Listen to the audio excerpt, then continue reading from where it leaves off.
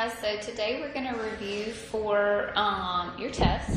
So I wanted to talk a little bit about some of the things that you're going to see. So very similar to what your quizzes have looked like. So we will talk about planes. They'll have a figure and see what's parallel to it, maybe what's perpendicular to it, what's skew to different planes. Remember, parallel planes are planes. Remember, we label them with 3 letters that are parallel to each other, so they never intersect. Okay? Parallel segments also never intersect as well, but we write those with 2 letters, remember. Okay? So we have corresponding when we're looking at a transversal that cuts through 2 lines. We have corresponding interior. We have alternate interior angles. We have consecutive interior angles. And we have alternate interior angles. So we have those 4 different types of angles. Okay? So let's look at, this is 6, 7, 8, 9, and 10. Okay? A little figure for 6, 7, 8, 9, and 10.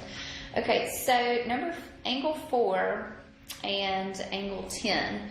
So angle 4 here and angle 10. So the 2 lines that we would be looking at, angle 4 and angle 10 here, the 2 lines, the transversal would be your K right there, right?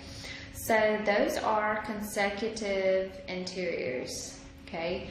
Consecutive interiors, they are interior and they are one after another. If they're parallel lines, they would add together to be 180. Okay? And 8, where's 8? 8 and 11. So 8 and angle 11. So here are your 2 lines, and M would be your transversal. They're on opposite sides of the transversal, and they're on their exterior angles, so those are alternate exterior angles. Okay? I'm going to change colors here. Angle 2 and angle 12. Okay? So angle 2 and angle 12. So your transversal here would be K. But they're on the same sides. They're alternate. They're on the same sides, and they're exterior angles, but they're not. There's no rule that tells me anything about those. So that would be a none. Okay, 5 and 7. So here's 5 and here's 7. So that transversal would be J there. And those are corresponding because they're on the same side and in the same location of the transversal. Okay, so it'd be corresponding. 2 and 13. So angle 2 and 13 here. So the transversal here would be line L, and those are alternate interior angles there. Okay? All right, so let's look at number 12. So it says that if they're parallel, okay, the measure of angle 2 is 63 degrees. Okay? And measure of angle 9 is 105. So find the rest of the angles. Okay, so how would I go about doing that? Okay, this angle 9 is 105, so angle 7 is also going to be 105. Okay, that means that here, angles 1 and 2, sorry, I can't see, but angles 1 and 2 would add together to be 105, right? So 63 minus 105, so that's going to give me a 42 there. Okay, good. All right, so then what would angle 4, the measure of angle 4 be? Would also be 42. What would the measure of angle 5 be? 63. Okay. Measure of angle 10 here would be 75 because those would add together to be 180. So measure of angle 8 would also be 75. Okay. Measure of angle 3 would be 75. and measure of angle 6 would be 75. Okay, so now I can move to these angles over here. So here, whoops, I'm sorry. So here we're going to be looking at this transversal. So measure of angle 4 and measure of angle 13 are also going to be the same. So 13 is going to be 42 and 11 is also going to be 42. Okay, and subtract from 180, so angle 12 there would be 138 and angle 14 would be 138. All right.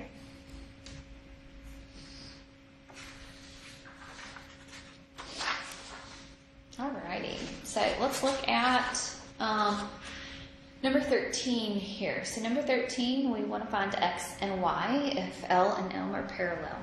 So 10x minus 17, down here I've got 8x, so those are alternate exterior angles, so those are going to be congruent. So I can say 10x minus a 17 is going to be equal to 8x plus a 1.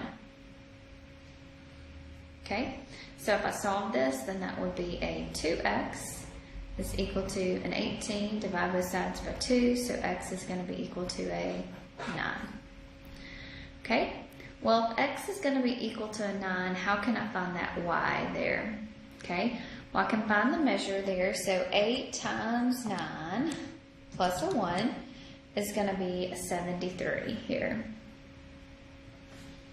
Okay, so that means that 6y plus a 29, okay, so 6y plus 29 plus the 73 is going to add together to be 180. Okay, so 73 plus a 29 is going to be 102. So 6y plus a 102 is going to be equal to a 180. Okay, so then subtract your 102, so you're going to get 6y is equal to a 78. Divide both sides by 6, so y is going to be equal to a 13. Okay. All right, so what about this one? This one's number 17.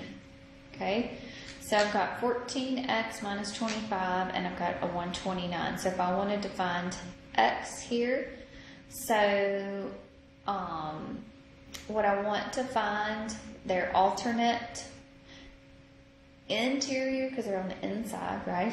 Interior. So we would say 14x minus 25 is going to be equal to a 129. So add your 25. So you'll have 14x is equal to a 154. Divide both sides by 14, so you'll get x is going to be equal to an 11. Okay, so make sure you do know your formulas. So your formulas for slope is the change in your y over the change in your x. Okay, slope-intercept form is y equals mx plus b. Standard form is 8x plus by equals a c. And your point slope formula is y minus y1 is equal to m times x minus x1. Remember, parallel lines have the same slope.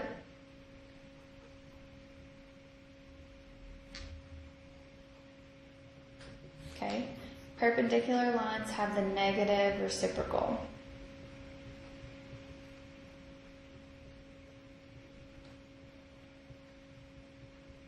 Okay, example of that would be 2/3 and then a -3/2.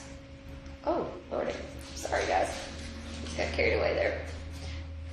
So 2/3 and a -3/2 would be an example of perpendicular lines there. Okay? All right, let's look at number 20. So determine if the lines are parallel, perpendicular, or neither. So I've got point A is going to be -3/8 and 3/8. Point B is 115. C is at point 10, -9. And D is at 3, -5. Okay? So I want to find the slope of AB, and I want to find the slope of CD. So that'll be 15 minus an 8 all over 1 minus a negative 3. So 15 minus an 8 is a positive 7. And 1 minus a 3, or negative 3, is going to be a 4. So slope of CD, it says it's going to be negative 5 minus a negative 9, all over 3 minus a 10. This is a plus. This is going to be 4 over a negative 7. So those are not the same, but they are the reciprocals, and they're also opposite signs, so they're opposite.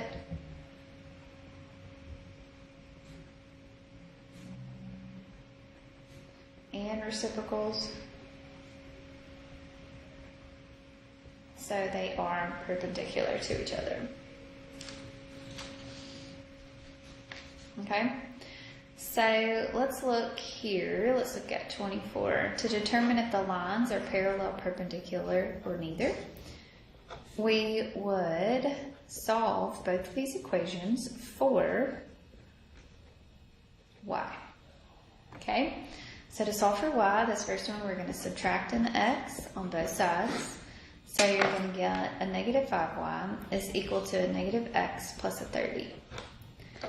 Divide both sides by a negative 5. So y is going to be a positive 1/5 x minus a 6. Over here we're just going to divide both sides by 10. So we're going to have y equals 2 over 10, which is a 1/5 x plus a 9. So the slope of the first line is a 1/5. The slope of the second line is also a 1/5. Are those the same? So they're the same slope. So they are going to be parallel. Okay? All right. Writing an equation of a line, okay, you have to know a point on the line and you have to know slope. Okay? So you have to know slope and you have to know a point on a line. All right? So let's go ahead. Let's do 28 here. So 28 says write an equation that is parallel to y equals 3x plus 5 and passes through the point negative 4, negative 13. Okay, so it's parallel to that line. So the slope of this line that's given to me is 3. So parallel means that that's the same slope. So if it's the same slope, I'm going to use that number. So I'm going to have y minus y1, which is a negative 13, is equal to 3 times x minus a negative 4. So those are going to turn into pluses. So we'll have y plus a 13 is equal to 3x plus a 12. Subtract your 13, so we'll have y equals 3x minus a 1. And those do have the same slope there.